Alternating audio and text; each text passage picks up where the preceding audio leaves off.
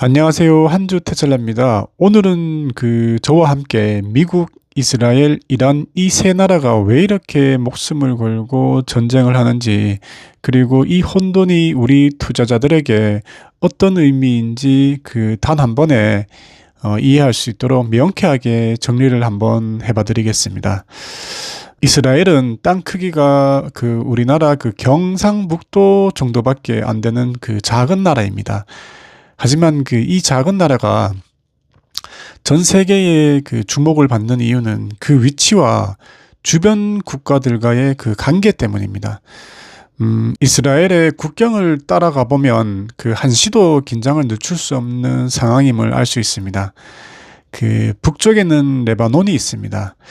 이곳엔 이란의 지원을 받는 무장 단체인 헤즈볼라가 있습니다. 이스라엘과 가장 자주 충돌하는 위험한 국경이지요. 그리고 북쪽에는 시리아가 있습니다.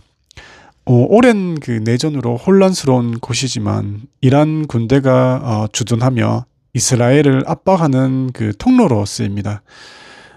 또 이제 동쪽으로 가면 요르단이 있고 남서쪽으로는 이집트가 있습니다. 또 이 두 나라는 과거에는 이스라엘과 크게 싸웠지만 지금은 평화협정을 맺고 비교적 조용히 지내는 이제 불편한 이웃들입니다. 그런데 왜 이스라엘과 이 주변 국가들과의 어떤 큰 적이 되었을까요? 이해하기 쉽게 아파트 분양권으로 한번 비유해서 말씀을 한번 드려보겠습니다. 원래 이 땅에는 팔레스타인 사람들이라는 거주자가 수천 년 동안 대를 이어 살고 있었습니다.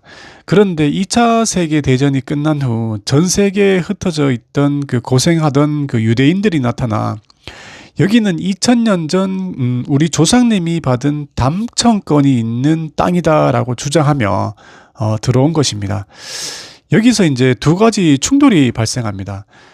첫 번째는 땅 주인 문제입니다.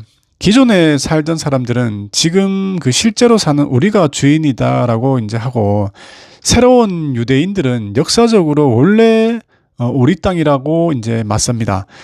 마치 한 집을 두고 두 가족이 서로 자기 집이라고 우기는 꼴이죠. 둘째는 종교 차이입니다.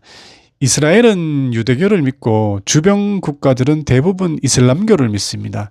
그런데 하필 두 종교가 모두가 가장 신성하게 여기는 성지가 같은 장소에 모여 있습니다.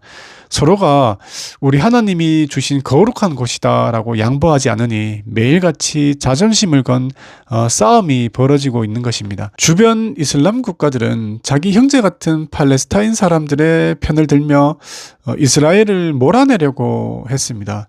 그 과정에서 수차례 전쟁이 터졌고 결국 이 뿌리 깊은 집안 싸움이 해결되지 않아 지금까지도 거친 적으로 남아 있는 것입니다. 이란은 이스라엘과 직접 국경을 맞대고 있지는 않습니다. 한참 떨어져 있죠. 하지만 이란은 본인들의 덩치와 자금력을 이용해 레바논, 시리아, 예멘 등에 있는 세력들을 뒤에서 조종합니다. 마치 원격 조종을 하듯이 이스라엘을 포위하고 괴롭히는 전략을 쓰는 것입니다.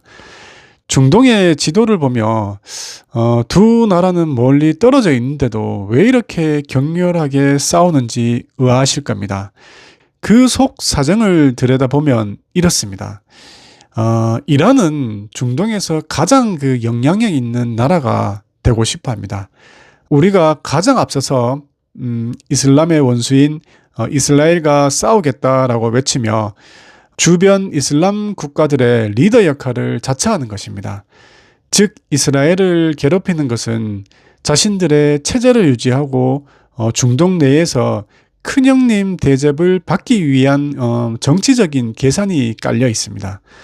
이스라엘 입장에선 이란은 대놓고 이스라엘을 지도에서 지워버리겠다고 말하며 핵무기 개발을 시도하고 있습니다.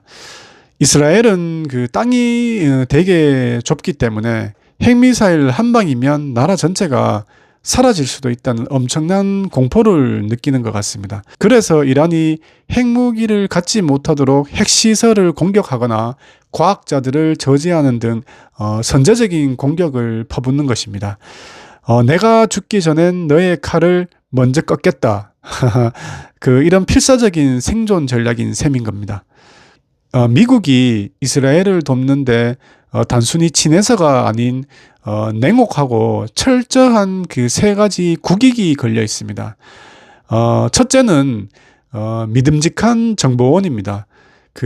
중동은 지구상에서 가장 복잡하고 시끄러운 동네입니다.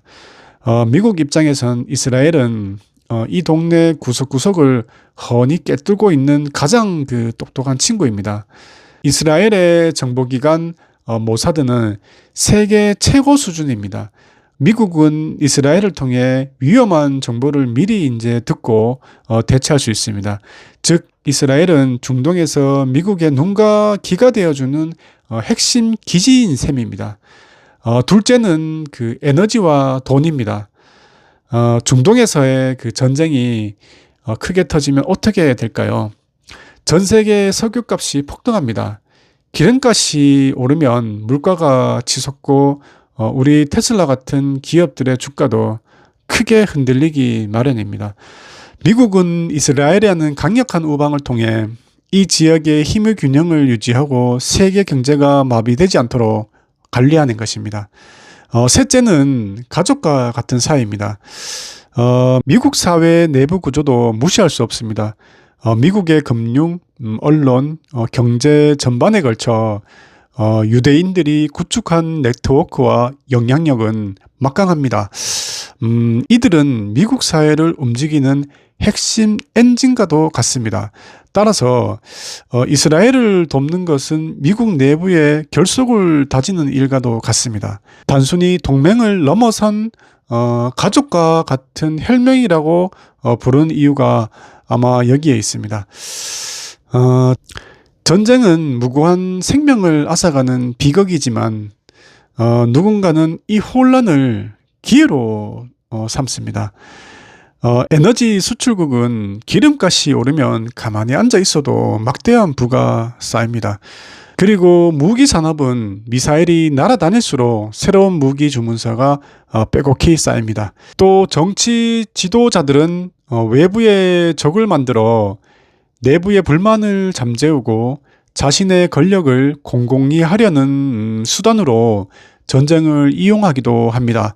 참으로 씁쓸한 현실이죠. 구독자 여러분, 그리고 제 영상을 시청하시는 여러분, 제가 왜 테슬라 한 주를 사며 20년의 긴 여정을 시작했는지 다시 한번 떠올려 보게 됩니다. 지구상의 수많은 갈등은 결국 한정된 자원, 기름을 차지하려는 욕심과 누가 대장인가를 정하려는 자존심 싸움에서 시작되는 것 같습니다. 테슬라가 꿈꾸는 세상은 기름 때문에 싸우지 않아도 되는 세상, 햇빛과 전기로 누구나 에너지를 누리며 평화로운 미래를 만드는 것입니다. 파괴하는 기술보다 세상을 연결하고 치유하는 기술에 투자하는 것, 그것이 우리 중년들이 가져야 할 진짜 투자 철학이 아닐까요? 세상이 아무리 시끄러워도 저는 제 갈 길을 가겠습니다. 파도가 아무리 높게 쳐도 바다 깊은 곳은 고요한 법이니까요. 오르든 내리든 원칙은 하나입니다. 매달 한 주. 저와 함께 이 20년의 여정을 함께 하고 싶으시다면 구독, 좋아요, 알림 설정 부탁드리겠습니다. 내일도 테슬라 한 주로 다시 돌아오겠습니다. 감사합니다.